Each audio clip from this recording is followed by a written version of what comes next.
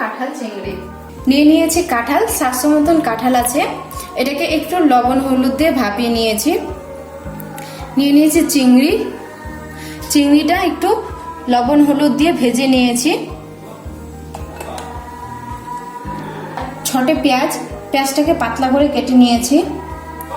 আদা রসুনের পেস্ট, লবণ পরিমাণ মতো, হলুদ হাফ চামচ, জিরা গুঁড়ো 1 চামচ, ধনে গুঁড়ো 1 চামচ, লঙ্কা গুঁড়ো 1 চামচ, গরম মশলা হাফ চামচ, তেল, লঙ্কা আর তেজপাতা। এবার গ্যাসটা জ্বালিয়ে নেব, কড়াইটা গরম করে নেব। কড়াইটা গরম হয়ে গেছে, এবার দিয়ে দিব তেল।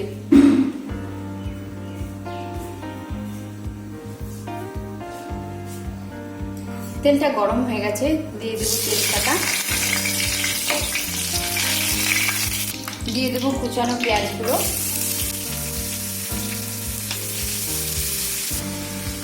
পেঁয়াজটা লাল হওয়া পর্যন্ত একটু ফ্রাই করে নেব। দিয়ে দেব লঙ্কাটা, পেঁয়াজটা লাল হয়ে এসছে। এবার দিয়ে দেব আদা রসুনের পেস্টটা, 2 চামচ আদা রসুনের পেস্ট দিলাম। দিয়ে দেব লবণ,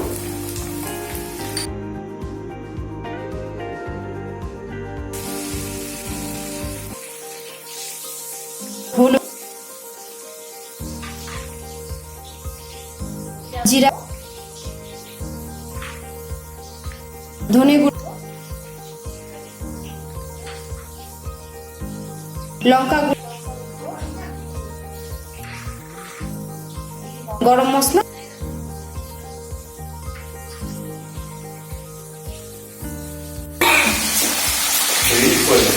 এখন এই মতো মশলাটা নেড়ে চেড়ে কাঁঠালটা দিয়ে দেব।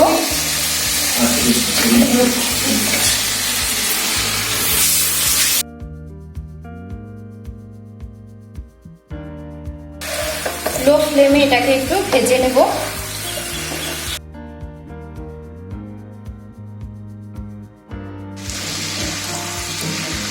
আমি একটু করে গরম জল দিয়ে দিয়ে এটাকে ভাজবো।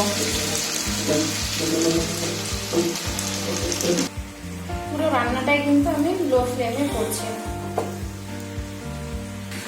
প্রায় 15 মিনিট মতন এটাকে ভেজে নিলাম, ভাজা হয়ে গেছে আমার। এরপর দিয়ে দিব জল।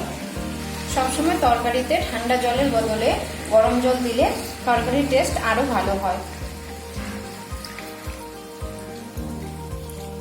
হাই ফ্লেমে একটু ফুটিয়ে নেব। জলটা ফুটে গেছে, দিয়ে দেব চিংড়িটা।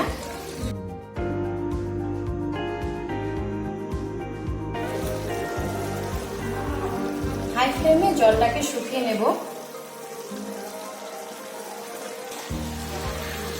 জলটা শুকিয়ে গেছে, এবার গ্যাসটা অফ করে দেব। কাঁঠাল চিংড়ির সবজি আমাদের রেডি।